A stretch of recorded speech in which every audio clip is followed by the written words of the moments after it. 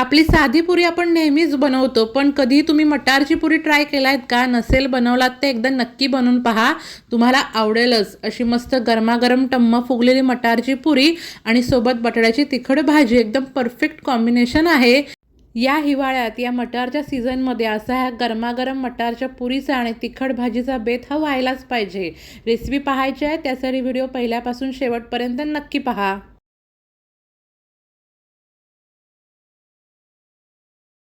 सगळ्यात पहिल्यांदा आपण बटाट्याची भाजी तयार करून घेऊया. त्यासाठी इथे मी बटाट्याच्या साली काढून घेतल्या आहेत आणि बटाट्याच्या एवढ्या फोडी कापून घेतल्या आहेत. सगळ्यात पहिल्यांदा आपण भाजी तयार करायची आहे आणि नंतर मग गरमागरम मटारची पुरी तयार करायची. म्हणजे गरमागरम पुरीसोबत ना भाजी खायला अगदी मस्त वाटते. भाजीला फोडणी देऊया. कढई ठेवली आहे तापत. कढईत आपल्याला तेल ओतायचं आहे. तेल तापलं की आपल्याला ह्यामध्ये टाकायचं जिरं. जिऱ्याची फोडणी द्यायची म्हणजे चव अगदी मस्त येते भाजीला. आणि त्यानंतर इथे मी लसूण पाकळ्या साली काढून अशा बारीक चिरून घेतल्यात, त्या टाकायच्या आहे. लसूण आणि जिरं मस्त असं आपल्याला परतवून घ्यायचं आहे. अगदी मस्त खमंग आपल्याला फोडणी तयार करायची आहे. त्यानंतर आपल्याला ह्यामध्ये कापलेल्या बटाट्याच्या फोडी टाकायच्या आहेत आणि या फोडी पण आपल्याला 1 ते 2 मिनिटं ना अशा मस्त परतवून घ्यायच्या आहेत. त्यानंतर चवीनुसार मीठ टाकूया. सगळ्यात पहिल्यांदा आपल्याला मसाले नाही टाकायचे आहेत. मसाले नंतर बटाटा शिजल्यावरती टाकायचे आहेत. व्यवस्थित आपल्याला हे मीठ ना परतवून घ्यायचं आहे आणि पूर्ण आपल्याला गॅस आता कमी करायचा आहे. ह्याच्यावरती झाकण ठेवायचं आहे आणि बटाटा ना आपल्याला चांगलं असं शिजवून घ्यायचं आहे. 4 ते 5 मिनटं गॅस कमी करून भाजी मी चांगली अशी शिजवून घेतलेली आहे. एकदा आपल्याला परतवून घ्यायची आहे. तुम्हाला मी दाखवते बटाटा शिजलं ते. हे बघा मस्त असं हे बटाटा शिजलंय. आता आपल्याला वरतून सगळे मसाले टाकायचे आहेत. सुरुवातीला हळद टाकूया. त्यानंतर घरगुती लाल मसाला आपल्याला टाकायचा आहे. तुमच्या घरात तुम्ही जो साठवणीचा मसाला वापरताना लाल मसाला तो टाकायचा आहे. त्यानंतर आपल्याला थोडासा गरम मसाला टाकायचा आहे. हे सगळे मसाले आहेत ना व्यवस्थित आपल्याला परतवून घ्यायचे आहेत. सगळ्या बटाट्याच्या फोडींना ना हे मसाले व्यवस्थित कोट व्हायला पाहिजेत. अगदी मसालेदार चमचमीत दिसायला पाहिजे बटाटी. पुन्हा गॅस कमी करून झाकण ठेवून भाजीला 1 ते 2 मिनटं मस्त अशी वाफ लावून घ्यायची. बघा मस्त अशी वाफ लागली आहे ना आणि गरमागरम चमचमीत सुकी बटाट्याची भाजी खाण्यासाठी तयार आहे. वरतून बारीक चिरलेली कोथिंबीर टाकायची. अगदी साधी सोपी झटपट भाजी. तुम्ही चपातीबरोबर खाल्लात, भाकरीबरोबर खाल्लात तरी तुम्हाला नक्कीच हे आवडेल. मस्त अगदी टिफिनसाठी पण तुम्ही बनवून देऊ शकता. खाण्यासाठी तयार आहे. मस्त दिसते ना मसालेदार. मटारच्या पुरीसोबत ना ही बटाट्याची सुकी भाजी खायला अगदी भारीच लागते. तुम्ही नक्की ट्राय करा. आता आपण पुरीसाठी लागणारे पीठ मळून घेऊया. एक परात घेतली आहे. सगळ्यात पहिल्यांदा आपण परातीत गव्हाचं पीठ घ्यायचं आहे. हे गव्हाचं पीठ मी व्यवस्थित असं चाळून घेते आणि पुरी ना खुसखुशीत मस्त होण्यासाठी आपल्याला ह्यामध्ये बेसन आणि थोडासा रवा टाकायचा आहे. त्यामुळे पुरीचा खुसखुशीतपणा आणखीन वाढेल. खायला अगदी मस्त लागते मग पुरी. हे बघा एवढ्या पिठासाठी ना 1-2 चमचे मी बेसन टाकते आणि 2 चमचे आपल्याला रवा टाकायचा आहे. वरतून चवीनुसार मीठ टाकूया आणि हे सर्व साहित्य आहे ना व्यवस्थित आपल्याला मिक्स करून घ्यायचं, एकजीव करून घेऊया.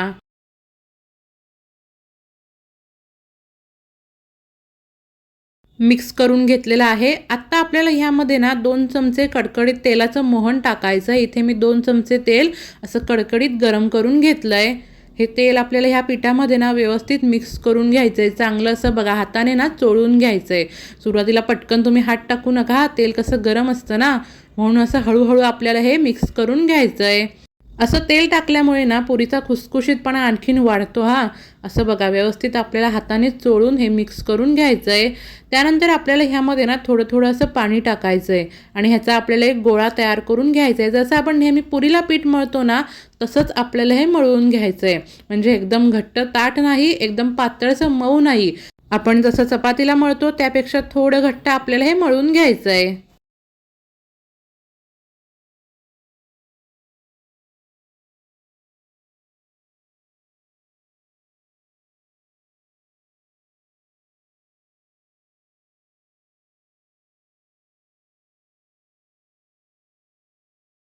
थोडं पाणी घेऊन इथे मी असं पीठ मळून घेतलेलं आहे.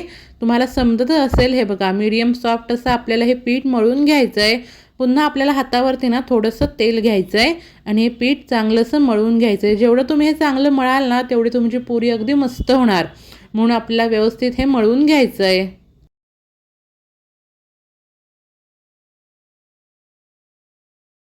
पीठ असं मळून घेतलेलं आहे। आता आपल्याला ह्यावरती झाकण ठेवायचं आहे आणि हे पीठ ना चांगलंसं मुरत ठेवायचं आहे। पीठ मुरतंय तोपर्यंत आपण पुरीच्या आतले मटारचे स्टफिंग तयार करून घेऊया। त्यासाठी इथे मी मस्त अगदी ताजे हिरवेगार असे मटार घेतलेत, मटारच्या शेंगा घेतल्यात। या शेंगा आता मी सोलून घेते। मटारच्या शेंगा इथे मी सोलून घेतलेल्या आहेत। जेव्हा आपण मटारची पुरी करतो, मटारची कचोरी करतो, तेव्हा असे ताजेच मटार घ्यायच्या, असं अगदी अप्रतिम येते पदार्थाला। मग पुरी किती तिखट हवी आहे त्या अंदाजाने हिरवी मिरची घ्यायची, जिरं, लसूण पाकळ्या आणि आलं घ्यायचं आहे। एका मिक्सरच्या भांड्यात आता आपण हे मटार घेऊया। त्यानंतर ह्यामध्ये आपल्याला आलं, लसूण, जिरं आणि मिरची टाकायची आहे। हे सगळं साहित्य आहे ना आपल्याला एकदम बारीक असं वाटून घ्यायचं आहे, एकदम बारीक अशी आपल्याला पेस्ट तयार करून घ्यायची आहे। अजिबात ह्यामध्ये आपल्याला पाण्याचा वापर नाही करायचा आहे। पाणी न वापरता ही बघा मस्त अशी पेस्ट तयार आहे। आलं लसणाचे बारीक असे तुकडे ठेवलात ना की पुरी लाटताना मग ती फाटते आणि मग छान अशी टम्म फुगत नाही, म्हणून आपल्याला बारीकच पेस्ट तयार करून घ्यायची आहे।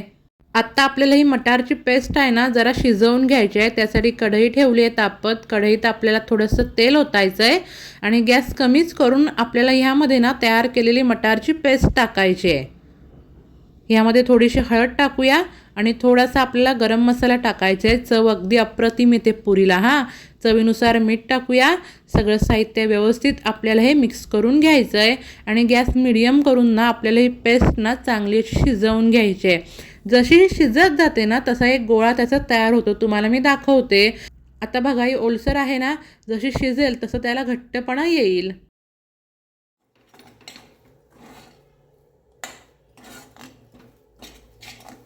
मटारची पेस्ट बघा मस्त अशी शिजली आहे, त्याचा एक गोळा तयार झाला आहे आणि पूर्ण असं सुकलं आहे हे मिश्रण। एका प्लेटमध्ये काढून आता आपण हे थंड करून घेऊया। हे बघा मिश्रण असं थंड झालेलं आहे। आता आपल्याला ह्याचे ना छोटे छोटे असे गोळे तयार करून घ्यायचे आहेत, म्हणजे एका पुरीमध्ये बसतील ना एवढे छोटे आपल्याला असे हे गोळे तयार करून घ्यायचे आहेत। मिश्रणाचे गोळे तयार करून घेतलेले आहेत। तोपर्यंत इथे ना पीठ पण अगदी मस्त मुरलंय।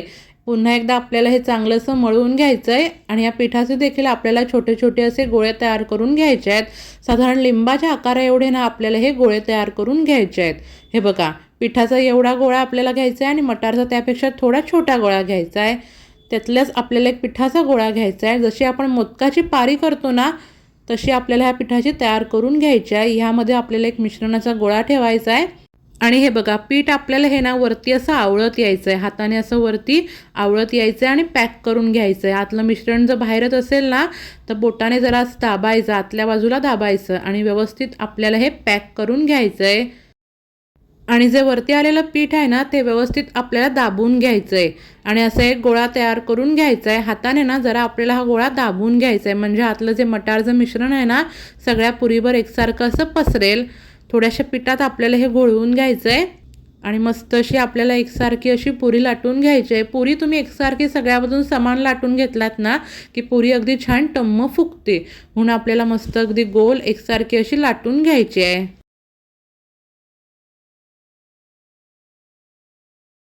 हलक्या हाताने लाटायची म्हणजे आतलं मिश्रण ना बाहेर येणार नाही। असे व्यवस्थित आपल्यालाही लाटून घ्यायचे, जास्त जाड पण नाही लाटायची, जास्त पातळ पण नाही लाटायची। मी तुम्हाला दाखवले आहे ना अशी मीडियम साईजची एवढी अशी लाटून घ्यायची। याच पद्धतीने सर्व पिठाच्या गोळ्यांमध्ये मी मटारचे मिश्रण असे भरून घेते।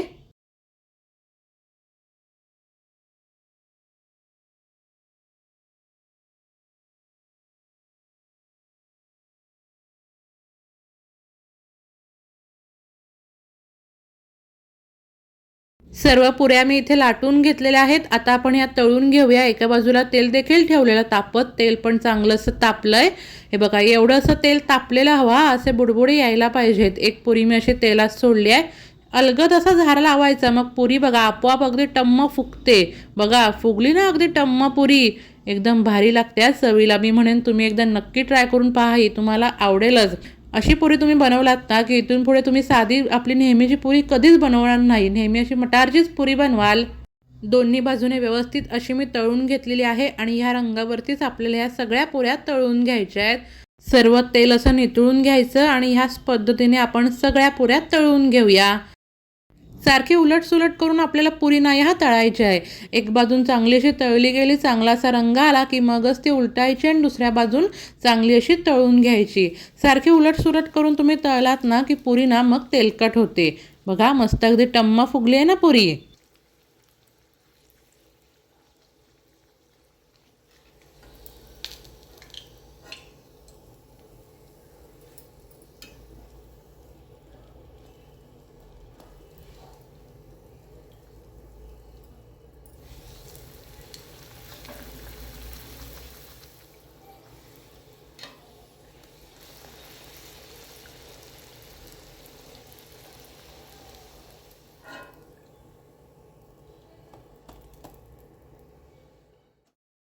गरमागरम टम्म फुगलेली मटारची पुरी सोबत बटाट्याची तिखट भाजी खाण्यासाठी तयार आहे. आता एक पुरी तुम्हाला मी मोडून दाखवते. पुरी मस्त अगदी खुसखुशीत तयार होते हां. आणि आतमध्ये बघा मस्त अगदी मटारचं सारण पूर्ण पुरीवर पसरलंय. दिसतेच ना भारी. अगदी चविष्ट लागते ही पुरी खायला. ही पुरी तुम्ही नुसतीच खाल्लात तरी देखील तुम्हाला आवडेल किंवा मुलांना टोमॅटो केचप बरोबर जरी खायला दिलात ना तरी ते आवडीने खातील किंवा कुठच्याही तिखट भाजी बरोबर ही पुरी अगदी भन्नाट लागते. तुम्ही हा बेत नक्की ट्राय करून पहा. आणि या व्हिडिओला लाईक करा, चॅनलला सबस्क्राईब करा, जास्तीत जास्त शेअर करा आणि बेल आयकॉनवर नक्की क्लिक करा. गरमागरम मटारची पुरी सोबत बटाट्याची तिखट भाजी या खायला.